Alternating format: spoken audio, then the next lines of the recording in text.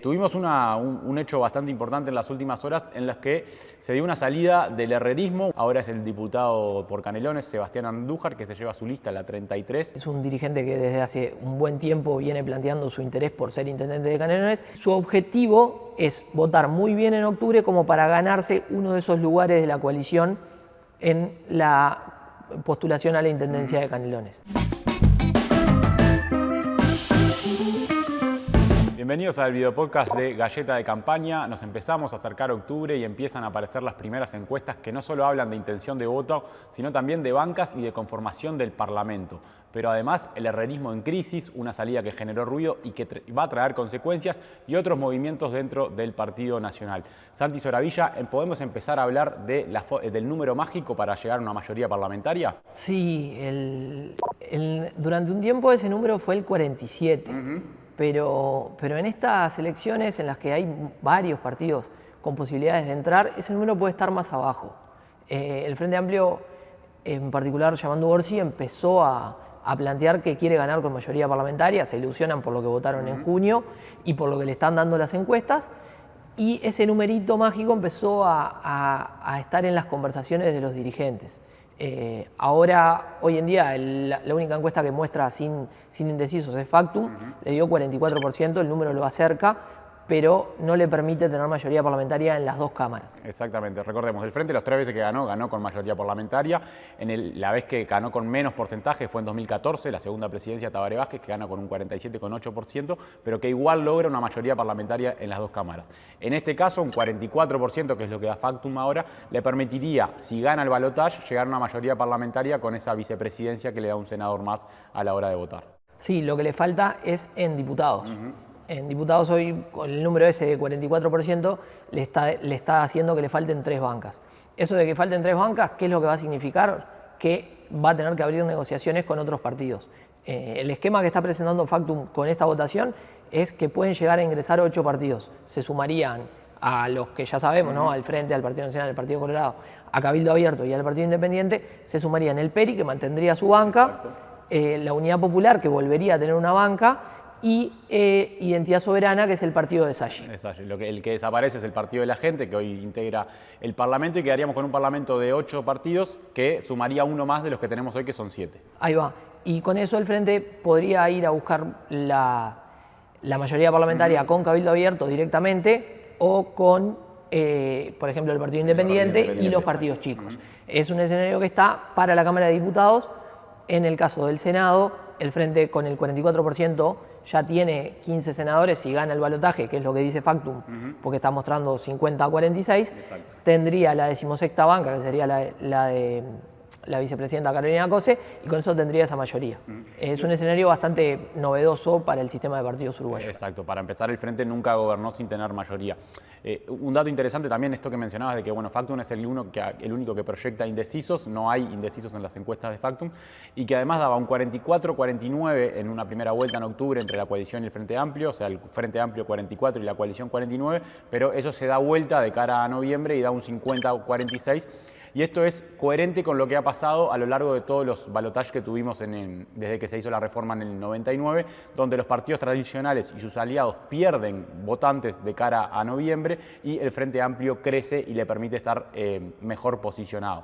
En el 2019, en el último caso que tenemos, el Frente Amplio creció, los partidos tradicionales perdieron votantes, pero igual se dio un cambio de gobierno con la victoria de Lacalle Pou. Sí, un simple apunte de eso es que lo que está tratando de hacer Álvaro Delgado, que es el principal candidato a enfrentarse a Orsi en el balotaje, es desde ya machacar en que la elección tiene 3 partes, la interna, octubre y noviembre, y que la coalición va incluso a firmar un documento previamente octubre en el que todos se comprometen a apoyar, como forma de seguir de alguna manera acercándose a que esa pérdida de votos sea la menor posible.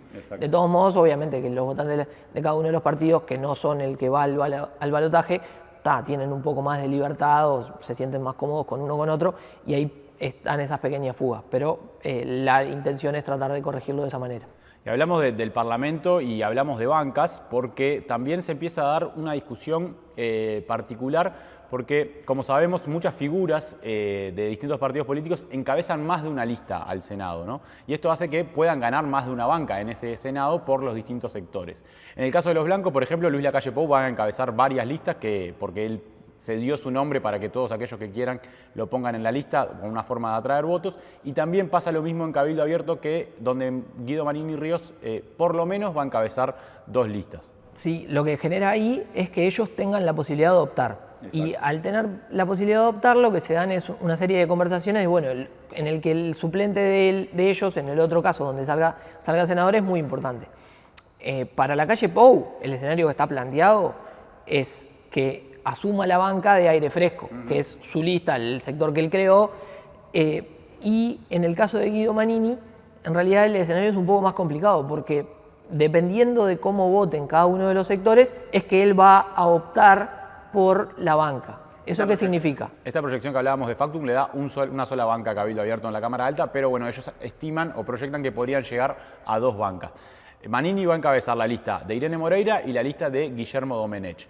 Dependiendo por cuál decida asumir Manini Ríos, ¿quién va a ser el segundo senador de Cabildo Abierto en caso de llegar a 2 bancas? Podría ser Irene, si decide asumir por la de Guillermo Domenech, o podría ser Domenech, si es el caso de asumir por la lista de Irene. Ahí lo que sabemos hasta ahora, o la primera información inicial que tenemos ahora es que, bueno, Manini asumiría por la que tuvo menos votos para privilegiar a la lista más votada que en las elecciones de octubre de Cabildo. Sí, con esto lo que pasa es que la interna de Cabildo se reduce de alguna manera a una disputa por el segundo senado entre Domenech e Irene Moreira, salvo que se dé una cosa bastante improbable en principio, que es que el Espacio de los Pueblos Libres vote tan bien que se quede con esa segunda banca. Sí, incluso ahí falta dilucidar si Irene Moreira y Guillermo Domenech van en un sublema, que es como lo que se maneja incluso para lograr que el Espacio de los Pueblos Libres no llegue a ese Senado. Pero bueno, esa es una discusión que tendrán que tener más sobre la fecha para definir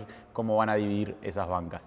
Pero tuvimos un hecho bastante importante en las últimas horas en las que se dio una salida del herrerismo, un herrerismo que venía golpeado por los resultados de las elecciones de junio, con una candidatura de Laura Raffo que no funcionó y que quedó muy lejos de Álvaro Delgado, y que ahora se vuelve a dar otra salida. Ya habíamos hablado de lo que había pasado con Alianza Nacional, ahora es el diputado por Canelones, Sebastián Andújar, que se lleva su lista, la 33, a buscar otras alianzas para tratar de ensanchar su base, pensando en las elecciones departamentales de 2025. Sí, Andújar es hijo de un intendente de Canelones, es un dirigente que desde hace un buen tiempo viene planteando su interés por ser intendente de Canelones. En este caso ya lo había hecho porque de hecho se reservó, porque la coalición va a competir como coalición en mayo del 2025, y su objetivo es votar muy bien en octubre como para ganarse uno de esos lugares de la coalición en la postulación a la intendencia de Canelones.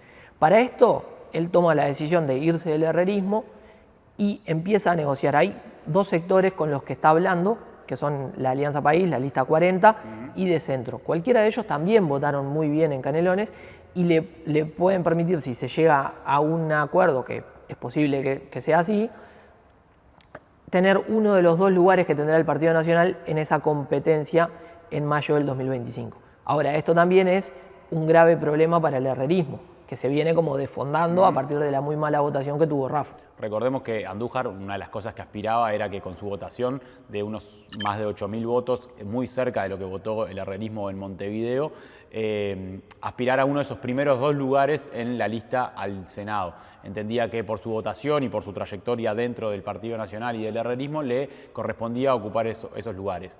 Claramente esto no fue así porque Andújar decide irse, la lista del Senado del herrerismo todavía no fue anunciada públicamente, pero bueno, Andújar entiende que no se lo está valorando de la forma que le corresponde, y con esto de las elecciones departamentales en mayo del año que viene y esa búsqueda de entrar en ese segundo lugar de los blancos en la coalición republicana para las elecciones, toma esta decisión y buscará otras alianzas. Sí, eso es un dolor de cabeza enorme para el herrerismo porque Canelones es un departamento complicadísimo de armar. De hecho, un operador político con el que hablé en las últimas horas me decía, en 60 días es imposible armar Canelones, el herrerismo en esto tiene un problema gravísimo y los votos de Canelones son votos que siguen mucho a las personas. Claro. Entonces, Andújar deja el herrerismo, pero se lleva todos esos votos. Esos votos los quiere todo el mundo.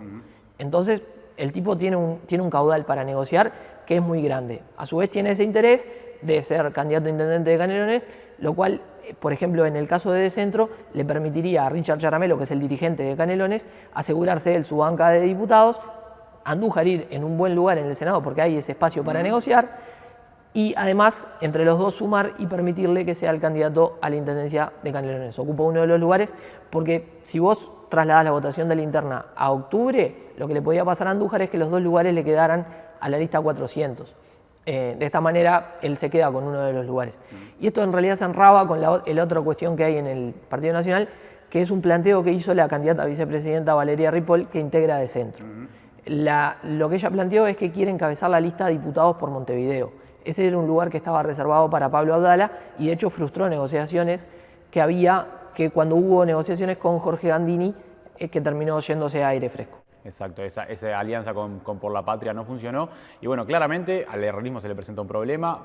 Perdió a Gustavo Penades, por lo que ya sabemos.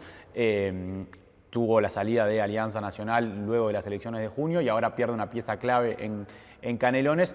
Y se le viene un desafío grande de cara a las elecciones de octubre para tratar primero de tener una banca en el Senado y bueno, ya en un escenario mucho más positivo para ese sector, intentar aspirar a 2. Pero este movimiento seguro va a seguir trayendo consecuencias porque la alianza a la que pueda llegar Andújar, sea con De Centro, sea con algún otro sector, va a generar repercusiones dentro del Partido Nacional. Sí, puede volver a mí una cosa que escuché en las últimas horas es que al herrerismo nunca hay que darlo por muerto y que en este momento pueden estar sacando de la galera una negociación que desarme a algún otro de los sectores o que termine siendo como un cambio de figurita, como quien dice, si Andújar va por un sector y ese sector pierde a otro, y que termine dejando a todos contentos. Entonces, el herrerismo está en problemas, pero también es el momento en el que muchas veces le aflora lo mejor de sí mismo. Y a todo esto falta definir qué es lo que va a hacer el empresario Juan Sartori, que no ha terminado de cerrar ninguna alianza hasta ahora, que pasa muchos de sus días fuera del país y eso no permite avanzar en ninguna negociación,